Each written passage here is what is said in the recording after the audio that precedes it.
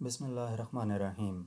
10th class federal board first annual exams 2026 में जो physics का पेपर इवनिंग में हुआ है उस पेपर का कंप्लीट सॉल्यूशन आज की वीडियो में हम देखेंगे, जिसमें सेक्शन ए में MCQ, section B short questions और सेक्शन सी लॉन्ग क्वेश्चंस भी सॉल्व करेंगे। मज़ीद वीडियोस के लिए हमारा चैनल सब्सक्राइब करें और बेल आइकन पर प्रेस करें ताकि आपको तमाम वीडियोस टाइम पर मिलती रहें। अच्छा, सेक्शन ए में हमारे पास जो एमसीक्यूज़ हैं इसमें सबसे पहले जो है वो critical angle theta C for polystyrene refractive index 1.49 इसकी वैल्यू दी गई है, तो इसको आप सॉल्व करेंगे। ये हमारे पास आंसर आएगा option C 42.2 degree. Charging of solids by friction occurs due to the transfer of definitely electrons, C option correct है। The output of an OR gate is low when all inputs are low. OR gate की output low कब होती है? जब तमाम inputs लो हों। Fourth MCQs, warm air rises and cool air sinks in a heated room because of option B convection. Fifth MCQs, if the direction of the current in a conductor is reversed the direction of force on it will option D reverse. 6 MCQs, a charge of 10 coulomb flows through a conductor in 5 seconds. The value of current is option B 2 ampere. 7 number MCQs. Linear expansion in solids refers to the change in option C length only. 8 number MCQs. Half-life of the iodine is 8 days. How much of 40-gram sample of iodine will be left after 16 days? Option B 10 gram. 9 number MCQs, compression and rarefaction are features of dash waves. Option D longitudinal. 10 number MCQs, which instrument converts electrical energy into mechanical energy? Option A electric motor. 11 number MCQs, sound travels faster in solids than in gases. Merity because solids have option A higher density. 12 number MCQs, the main function of a diode in a circuit is to option C rectify current. Next जो है हमारे पास section B है जिसमें short questions हैं। तो short questions की बात की जाए, पहला शॉर्ट क्वेश्चन है what is meant bye N isotope? Do the different isotopes of an element have similar chemical properties? इसमें आइसोटोप की डेफिनेशन लिखनी है और उसके बाद क्या डिफरेंट आइसोटोप्स जो होते हैं किसी भी एलिमेंट के, उनकी केमिकल प्रॉपर्टीज सेम होती हैं, इसकी रीज़न लिखनी है। तो आइसोटोप्स की डेफिनेशन लिखने के बाद जो रीज़न है वो यस है और इसकी आगे प्रॉपर रीज़न लिखनी है, ये बात याद रखनी है, ठीक है। नेक्स्ट आपके पास फर्स्ट क्वेश्चन का और option, calculate the heat required to raise the temperature of a 2 kilogram substance from 40 degree centigrade to 45 degree centigrade given specific heat 420 joule per KG per kelvin. अब इसमें heat required to raise the temperature Q calculate करना है और M की value दी गई है mass of substance, theta जो है, थीटा नहीं टेम्परेचर चेंज हुआ है तो डेल्टा टी हम कैलकुलेट कर लेंगे इन टेम्परेचर डिफरेंस की मदद से। 5 डिग्री सेंटीग्रेड या जो टेम्परेचर डिफरेंस होगा यही 5 डिग्री सेंटीग्रेड 5 केल्विन के इक्वल आएगा। तो स्पेसिफिक हीट कैपेसिटी ये दी गई है, Q equal to M C delta T. Formula आपके पेपर में दिया गया था, इस फार्मूले में वैल्यूज पुट करने से क्यू की वैल्यू 4200 जॉल आ जाती है। नेक्स्ट क्वेश्चन नंबर 2 है what is meant by electric field, how it affects a test charge placed in it, explain briefly. कि इलेक्ट्रिक फील्ड से क्या मुराद है और ये कैसे इफेक्ट करती है जब किसी चार्ज को इस इलेक्ट्रिक फील्ड में रखा जाता है, किसी टेस्ट चार्ज को इलेक्ट्रिक फील्ड में रखा जाता है। तो इसमें सबसे पहले इलेक्ट्रिक फील्ड की डेफिनेशन लिखनी है कि वो क्या होती है और उसके बाद जब एक टेस्ट चार्ज को इलेक्ट्रिक फील्ड में रखा जाता है तो उसके ऊपर फोर्स किस तरह से लग रही होती है या उसकी डायरेक्शन क्या होती है, ये चीज़ें आपने इसमें शॉर्ट से डिस्क्रिप्शन लिखनी थी। सेकंड क्वेश्चन का और option, state 2 functions of A diode in electronic circuits. अब इस क्वेश्चन का आंसर क्या बनता है कि इलेक्ट्रॉनिक सर्किट्स में डायोड के 2 फंक्शंस लिखने हैं। तो दो फंक्शन, पहला क्या है, डायोड को रेक्टिफिकेशन प्रोसेस के लिए यूज किया जाता है जिसमें वो अल्टरनेटिंग करंट को डायरेक्ट करंट में कन्वर्ट करता है। दूसरा क्या है, डायोड प्रोटेक्शन प्रोवाइड करता है, यानी कि ये सिर्फ सिंगल डायरेक्शन में करंट को फ्लो करने देता है। Question number 3, make wave form of transverse waves, how is energy transferred in A transverse wave, right briefly. Wave form बनानी है ट्रांसवर्स वेव्स की। वेव फॉर्म, ये आपके सामने ट्रांसवर्स वेव की वेव फॉर्म है, और एनर्जी कैसे ट्रांसफर होती है ट्रांसवर्स वेव में उसके बारे में भी लिखना था। तो ये एनर्जी ट्रांसफर कैसे होती है उसके बारे में भी लिख दिया। ठीक है,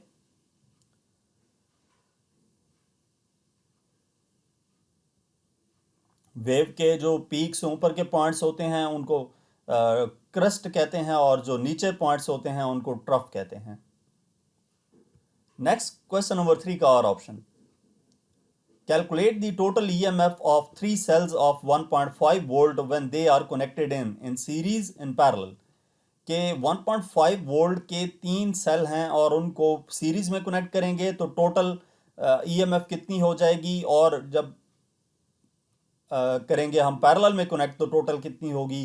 तो उसमें आपने इसको देख लेना है कि सीरीज में ये ऐड होते हैं तो टोटल 4.5 वोल्ट हो जाएगी, और पैरेलल में जो वोल्टेजेस होती है वो सेम रहती हैं। पैरेलल कनेक्ट करने से करंट इंक्रीज होता है, वोल्टेज इंक्रीज नहीं होती, तो उस केस में जो वोल्टेज है वो 1.5 वोल्ट रहेगी।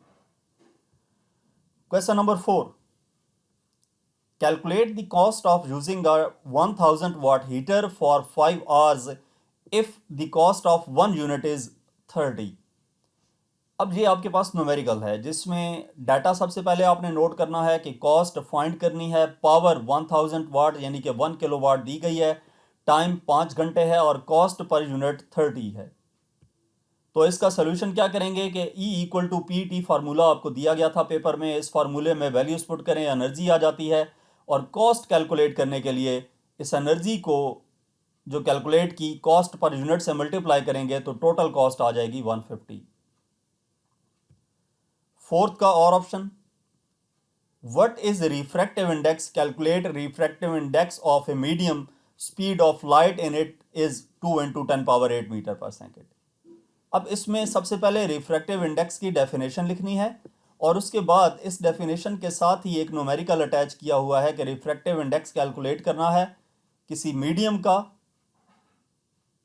जिसमें मीडियम में स्पीड ऑफ लाइट जो है वो 2 × 10⁸ है। तो रिफ्रैक्टिव इंडेक्स कैलकुलेट करने के लिए फार्मूला N = C/V पेपर में दिया गया था। इसमें C स्पीड ऑफ लाइट है जिसकी वैल्यू 3 × 10⁸ है, V की वैल्यू से डिवाइड करेंगे तो ये N आ जाएगा 1.5। क्वेश्चन नंबर 4 का और ऑप्शन 5, क्वेश्चन नंबर 4 का और ऑप्शन हमने ये कैलकुलेट कर लिया था। अब हमारे पास क्वेश्चन नंबर 5 है, state Lenz's law, how it determines the direction of induced current, explain briefly. अब इसमें सबसे पहले लेंजेस लॉ की डेफिनेशन लिखनी थी, और उसके बाद इसके बारे में बताना है कि इंड्यूस्ड करंट जो प्रोड्यूस होता है, जो करंट इंड्यूस्ड होता है, उसकी डायरेक्शन कैसे फाइंड की जाती है, वो लेंजेस लॉ हमें कैसे बताता है, तो इसको भी आपने एक्सप्लेन करना था।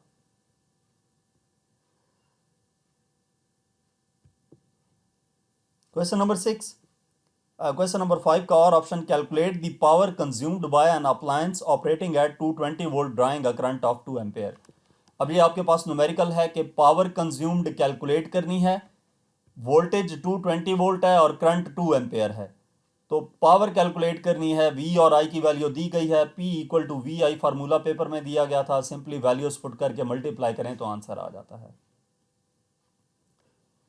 Question number 6, state 2 differences between DC and AC। Direct current और अल्टरनेटिंग के दरमियान 2 डिफरेंस कहे गए थे, तो अगर आपको आते हैं कम से कम 3 ज़रूर लिखें, जितने कहे गए हों उससे एक एक्स्ट्रा मस्ट लिखें, ताकि अगर कहीं कोई एक थोड़ा सा मिस्टेक भी हो जाए उसमें, या आप मिस्टेक कर जाएं या हो जाए, तो उसके मार्क्स आपको जो एक्स्ट्रा लिखा हो उसकी वजह से मिल जाएं।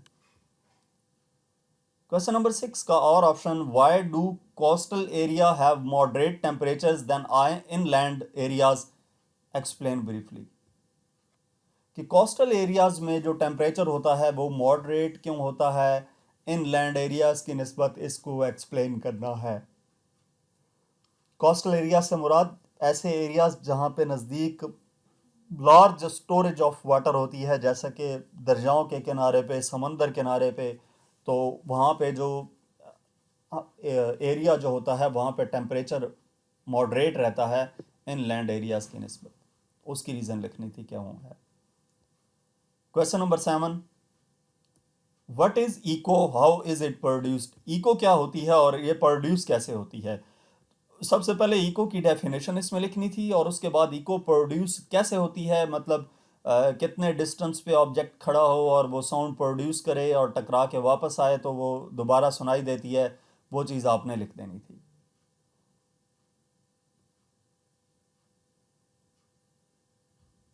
नेक्स्ट क्वेश्चन नंबर 7 का और ऑप्शन है, describe the role of moisture in the discharge of an isolator insulator, कि role of moisture in discharging of an insulator. Insulator जो है वो डिस्चार्ज हो जाता है, उसमें मॉइस्चर का रोल क्या होता है, इसको इसके बारे में लिखना है। जो मॉइस्चर है वो रिड्यूस करता है इंसुलेटिंग प्रॉपर्टी ऑफ मटेरियल को, तो इसकी रीज़न प्रॉपर लिख देनी थी।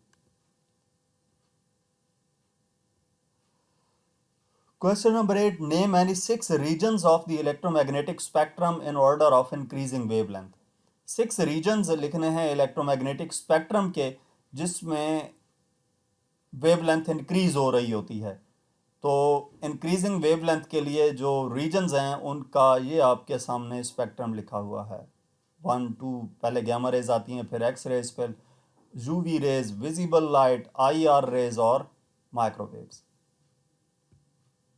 क्वेश्चन नंबर 8 का और option, state Ohm's law, if a resistor has resistance 10 ohm and current 2 ampere flows through it, find the potential difference।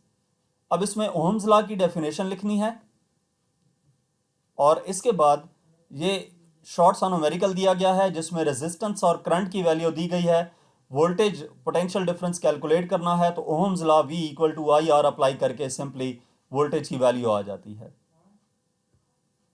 Question number 9, what is meant by the term half life of a radioactive substance, explain briefly with an example। Half life से क्या मुराद है, radio active substance की जो half life होती है उसकी इसमें definition लिख देनी है और उसके बाद एक्सप्लेन करना है कि एग्जाम्पल की मदद से कि हाफ लाइफ क्या होती है। क्वेश्चन नंबर 9 का और option, an object is placed at 2 cm from a convex lens, it forms an image at 6 cm, calculate the focal length of lens, also find magnification। कि एक ऑब्जेक्ट को convex lens से 2 centimetre पे रखा गया है, ये बेसिकली न्यूमेरिकल है, P की वैल्यू दी गई है, Q की वैल्यू दी गई है, F फोकल लेंथ कैलकुलेट करना है और मैग्निफिकेशन कैलकुलेट करनी है। तो फोकल लेंथ कैलकुलेट करने के लिए हमारे पास formula 1/f equal to 1/p plus 1/q है। ये डाटा यहाँ पे इस सोल्यूशन में ये डाटा दोबारा लिखने की ज़रूरत नहीं है, ये बाय मिस्टेक लिखा गया है। आप यहाँ से शुरू करेंगे क्योंकि डाटा यहाँ पे लिख लिया है, ये सोल्यूशन है। तो 1/f equal to 1/p plus 1/q formula use करके फोकल लेंथ कैलकुलेट की और उसके बाद मैग्नीफिकेशन के लिए m इक्वल टू q और p फार्मूला यूज़ करके m की वैल्यू 3 आ जाती है। Question number 10, give 3 differences between real and virtual images. 3 difference देने हैं रियल और वर्चुअल इमेज से रिलेटेड। तो ये कैसे फॉर्म होता है, स्क्रीन पे ऑब्टेन हो सकता है या नहीं, ओरिएंटेशन क्या होती है, इसके बारे में लिख दिए 3 difference.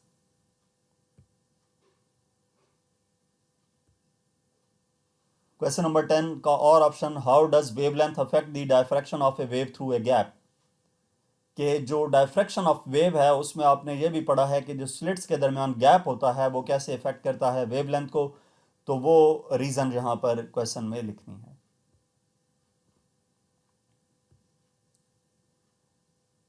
Question number 11, state 3 differences between boiling and evaporation. Boiling और इवेपोरेशन के दरमियान 3 डिफरेंस लिख देने हैं। क्वेश्चन नंबर 11 का और option, what is the colour of sky on A clear day, how does scattering of light help in determining the colour of supply, colour of sky,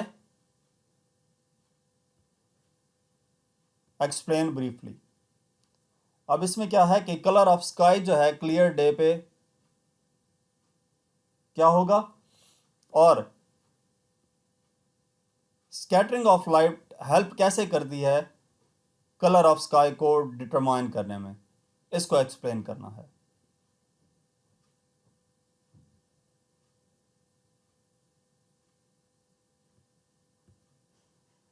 तो इसमें colour of sky clear day पे कैसा होता है, उस colour का नाम बताना है, वो ब्लू होता है, और स्कैटरिंग ऑफ लाइट जो है वो कैसे हेल्प करती है कलर ऑफ स्काई को डिटरमाइन करने में।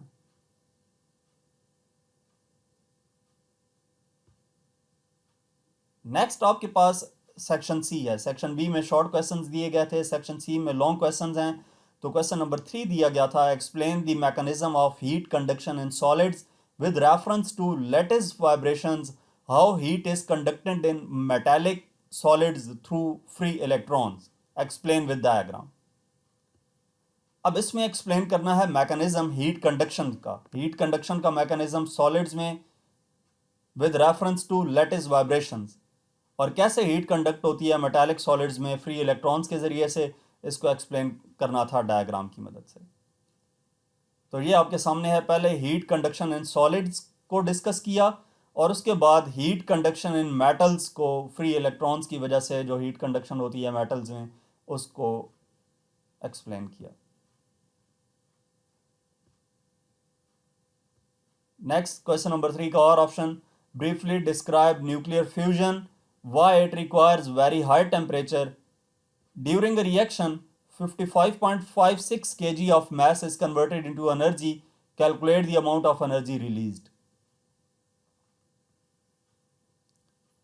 इसमें न्यूक्लियर फ्यूजन को डिस्क्राइब करना है।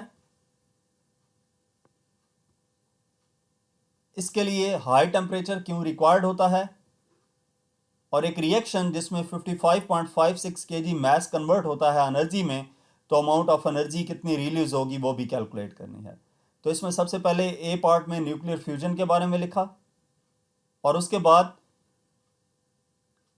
वेरी हाई टेम्परेचर क्यों रिक्वायर्ड होता है उसकी रीज़न लिखी। फिर बी में न्यूमेरिकल दिया गया था जिसमें एम की वैल्यू दी गई है, ई कैलकुलेट करना है, तो E equal to M C square formula use करके हमारे पास एनर्जी आ जाएगी। Question number 4 A part, describe the physical factors affecting loudness and pitch of sound.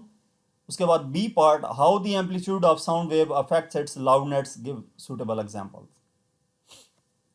अब इसमें फिजिकल फैक्टर्स जो हैं अफेक्ट कर रहे होते हैं लाउडनेस और पिच को, उसके बारे में लिखना है। तो पहला क्या है, लाउडनेस कैसे इफेक्ट करती है, फिजिकल फैक्टर्स जो अफेक्ट कर रहे होते हैं लाउडनेस को, और फिर फिजिकल फैक्टर्स जो पिच को इफेक्ट कर रहे होते हैं उनके बारे में लिखा। And how amplitude of sound waves affects its loudness.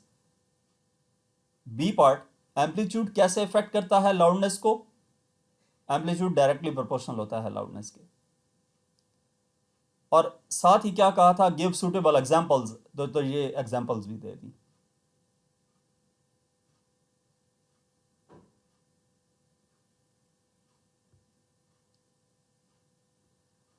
Next question number 4, what is mean by total internal reflections, make ray diagram to explain total internal reflection. और B part, drive the relationship between refractive index and critical angle, n equal to 1/sin c। अब इसमें total internal reflection से क्या मुराद है, सबसे पहले उसके बारे में लिखना था। उसके बाद रे डायग्राम बनानी है, इस टोटल इंटरनल रिफ्लेक्शन को एक्सप्लेन करना है उस रे डायग्राम की मदद से। तो ये रे डायग्राम बनी हुई है और इसको प्रॉपरली यहाँ पे एक्सप्लेन भी कर दिया। और फिर बी पार्ट में क्या है, रिलेशनशिप ड्राइव करना है रिफ्रैक्टिव इंडेक्स और क्रिटिकल एंगल के लिए। तो ये आपके पास इसकी डेरिवेशन है, formula derivation n equal to 1/sin θc की।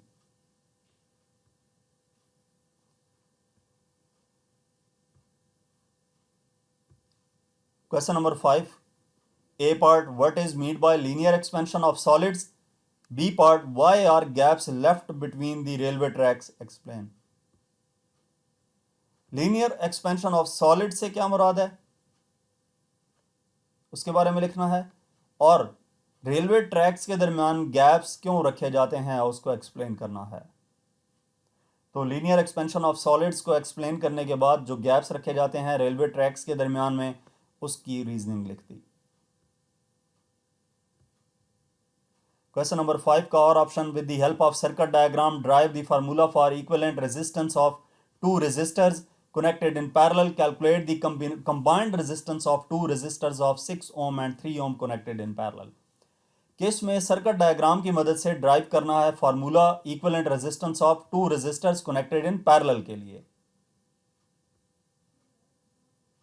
एक चीज इसमें मिस कर दी है मैंने, with the help of circuit diagram कहा गया था, तो इसमें आपने सर्किट डायग्राम इसकी बनानी है। ठीक है, ये किसके लिए है, पैरेलल के लिए है, तो पैरेलल के लिए सर्किट डायग्राम भी आपने बनानी है, जिसमें दो रेजिस्टर्स की बात की गई है, तो दो रेजिस्टर्स को पैरेलल में कनेक्ट करना है। इसके बाद इसके दूसरे हिस्से में न्यूमेरिकल है, combined resistance R equivalent calculate करनी है, डाटा नोट किया, R1 और R2 की वैल्यू दी गई है। सोल्यूशन के लिए कंबाइंड रेजिस्टेंस जब पैरेलल में कनेक्ट हो रेजिस्टेंसेस, तो उनकी कंबाइंड रेजिस्टेंस कैलकुलेट करने के लिए फार्मूला यूज़ किया जाता है 1/RE equal to 1/R1 plus 1/R2। इसमें वैल्यूज पुट करके सिंप्लीफाई किया तो RE आ गई 2 ohm. Question number 6, A part, on which principle do the transformers work, B explain the working of a simple iron core transformer, also give its formula, and C describe the construction of a simple iron core transformer with a neat diagram। कि किस principal पे transformer work कर रहा होता है, principle of transformer लिखना है। उसके बाद वर्किंग एक्सप्लेन करनी है सिंपल आयरन कोर ट्रांसफार्मर की, और इसका फार्मूला लिखना है। तो वर्किंग जो है सिंपल आयरन कोर ट्रांसफार्मर की, वो लिखने के बाद जो इसका फार्मूला है NS/NP इक्वल टू VS/VP, ये लिखना था। और उसके बाद सी पार्ट में कहा गया है describe the construction of a simple iron core transformer with A NEET diagram. तो डायग्राम बनाने के बाद जो इसकी कंस्ट्रक्शन है वो लिख देनी थी। कंस्ट्रक्शन में इतना डिटेल से लिखने की ज़रूरत नहीं है, क्योंकि ऑलरेडी क्वेश्चन में 3 पार्ट्स दिए गए हैं। तो इसमें soft iron core, primary coil और सेकेंडरी कॉयल, ये मेन कंपोनेंट्स होते हैं जिनके बारे में आपने लिख देना था, मेन पार्ट्स होते हैं इसके। क्वेश्चन नंबर 6 का और option, describe the action of light emitting diode in passing current in one direction only and emitting light, make diagram as well. Action of light emitting diode, LED को describe करना है, उसका action क्या होता है जब उसमें से करंट पास होता है एक डायरेक्शन में और लाइट इमिट होती है। तो इसके साथ साथ डायग्राम भी बनानी है। तो सबसे पहले action of light emitting diode लिख देना था। उसके बाद one way current flow, diode का एक्शन क्या होता है जब सिंगल डायरेक्शन में करंट फ्लो करता है, और इसके साथ साथ emission of light, emitting light and emitting light कहा था ना, तो इमिशन ऑफ लाइट, लाइट कैसे इमिट होती है इसकी मदद से वो लिख दिया, और साथ डायग्राम रिक्वायर्ड थी तो ये डायग्राम भी बना दी।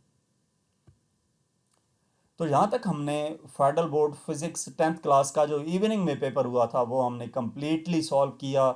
मज़ीद अगर आप पास्ट पेपर्स का सलूशन देखना चाहते हैं, प्रैक्टिकल बेस्ड असेसमेंट की वीडियो देखना चाहते हैं, या अगर आपकी बुक के एक्सरसाइज सॉल्यूशंस हैं उनकी प्रिपरेशन करना चाहते हैं, तो हमारा चैनल विजिट करें। Thank you.